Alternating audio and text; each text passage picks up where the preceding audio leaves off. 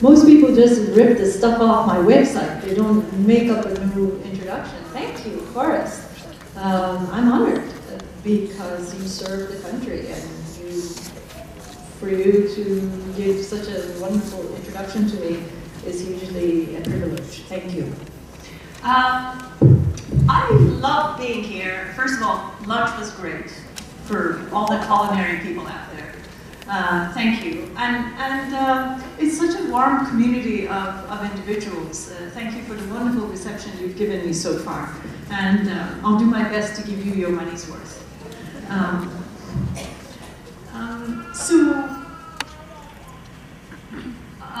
The movie Argo has done me a huge service because ever since people have looked at it, there's a lot I don't have to explain anymore, which makes the work of this afternoon much easier. I decided to do this book, Journey from the Land of No, as a memoir, when in fact, at a time when I was working in television. That was in the late 90s and early 2000s, when I realized that even some of the people that we expect to know a great deal about reporting about Iran, about the Middle East, knew very little about what had happened in Iran, specifically the country I was born and raised in. And I was working there at ABC and CBS in the news division, and realized that every time I looked at the news archives, I talked to the journalists who had covered the Iranian Revolution, which happened in 1979, and replaced a monarchy, a history that had been long-standing in Iran of one king following the next, with a republic, a religious republic that has, in many ways, become the most important news of the past 35 years coming from the Middle East. And I just realized that even journalists, reporters, some of the greatest news reporters in this country didn't know some of the basic things that I, as a fledgling teenager back in Iran, had witnessed. So there's good news here and there's bad news.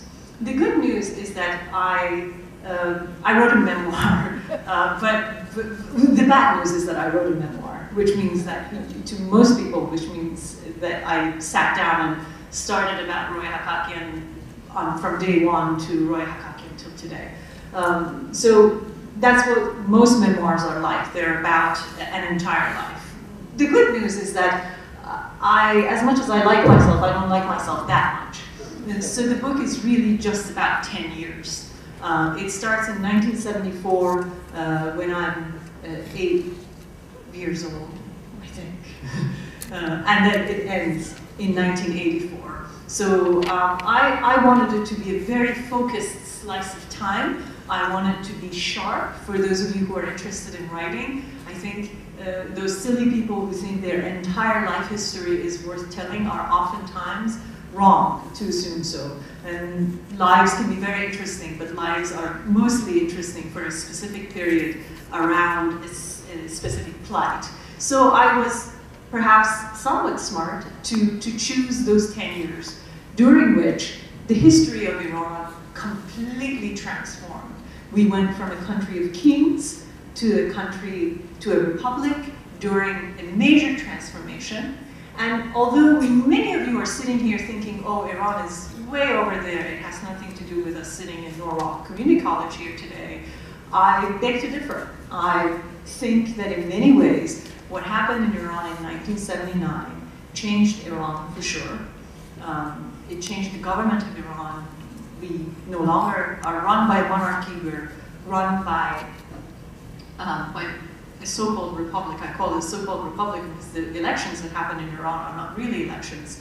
But the event that changed Iran, as many of you might have seen in the new Oscar-winning movie, also changed the relations between Iran and the United States, in that we had our closest relationship here in the United States with the Middle East through Iran, that the largest American embassy anywhere in the Middle East existed in Tehran. And that's precisely the embassy that was taken over.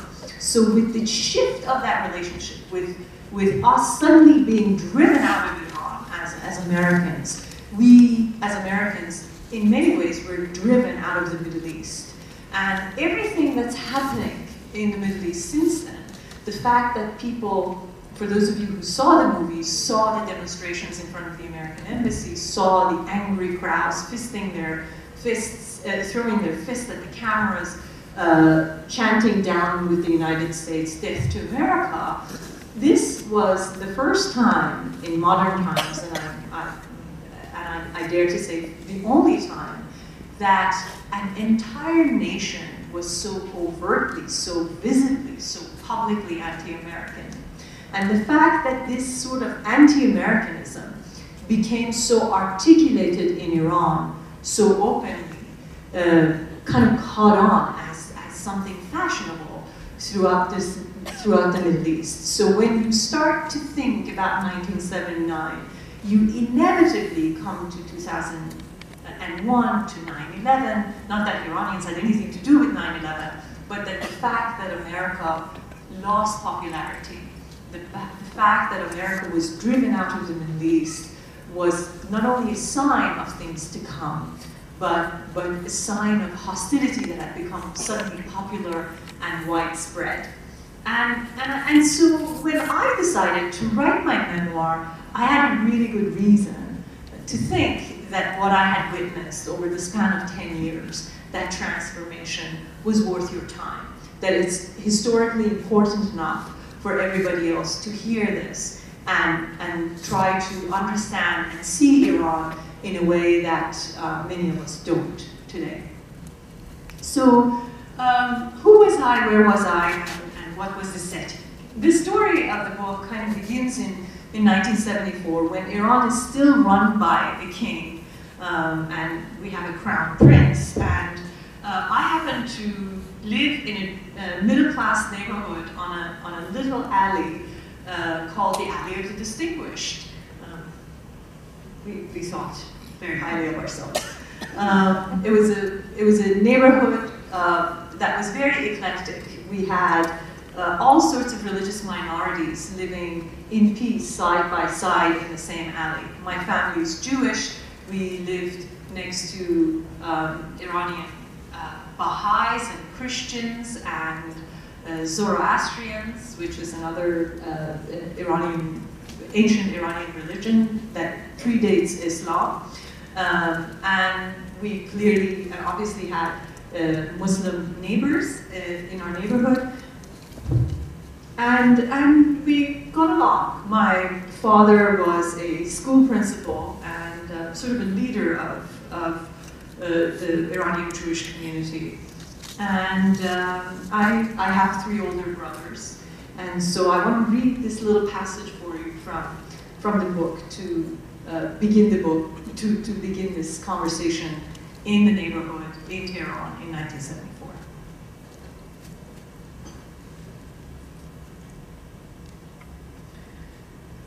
Being one of Father's own was an honor and a burden.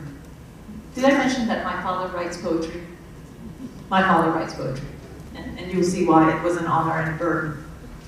Being one of Father's own was an honor and a burden. People saw us as his ambassadors and expected us to show just the right blend of faith, intellect, and mastery of rhetoric, and the ability to rhyme on demand. Each compliment showered on us in reality was an expectation indirectly declared. As the youngest Hakakian and the only girl, I inspired little hope and drew prayers to reverse my precociousness. My brother Beys, who was 5 years my senior and born in the same year as the Crown Prince of Iran, was believed to be the brightest in the family, the most erudite and congenial among his classmates. The only fair-haired child in a family of brunettes, we believed him to be better looking than others his age, even his royal counterpart. My brother Javid, who was exceptionally handsome, but no one dared say that to his face, for he, a fierce debater, would surely find it a most superficial statement. At only 17, he was among the few young men who headed the Jewish Iranian Student Organization. 2 weeks after telephone line, the easy-to-remember 891-444 was finally installed in our house. We all came to the conclusion that it was Javid's private line we had just installed. Invite Hemingway to the Hakakians for a day, my brother Bays used to say, and he would never again wonder for whom the bell tolls. Sometimes father expressed his irritation in the reminder that a telephone was to be used only in emergencies. Otherwise, why would Alexander Graham Bell bother to call his assistant just to say, "Watson, come here, I want you," and hang up? One line is all that should be exchanged on the telephone. Hi, we're healthy, goodbye. But even our household of stars had only one genius. Only one shouldered the burden of being the firstborn son, fulfilled everyone's highest expectations, and then went on to impress those tough to please. Only one child had the approval of Queen Farah, her signed letter congratulating him on winning first place in a national drawing contest. Only one of us made the record for being the youngest cartoonist at 19 on the editorial board of Iran's leading satire magazine, the first to put the Hakakian name in bold-faced print, Albert. Albert's exuberance alone populated our house, his sketches strewn about, pens, books, brushes, and easels aside. In his spare time, when he wasn't finishing a commissioned piece or studying to skip a grade, he breathed life into whatever he touched. After he painted our outhouse in Art Deco style and added a Mad magazine rack on the back wall, pissing became the family's most favorite outdoor activity. If any of us wanted to take a picture, we asked our subject to say cheese, but not Albert. He would have us name a slew of dairy products until we struck what he considered a truly original pose. I understood Albert best by watching him. The callus on the side of his right middle finger, the ink stains on his delicate hands, his tender features, square jaw, and shiny straight hair amounted to a seraphic presence despite his beat-up overalls. Even a grocery list in his handwriting looked like a piece of calligraphy and was hard to throw away. And the photograph on his university ID, which looked no less radiant next to the gold royal seal, said, name, Albert Hakakian. Place of birth, Tehran, Iran. ID number, 264. Year, freshman. Campus, the Academy for Visual Arts. Year of attendance, 1974. That was 1 year before he left for America. Before he flew right out one day and left our family portrait, a grin with a missing tooth. So I start with my brother's departure because I think in many ways his departure was the sign of forthcoming events. Can everybody hear me?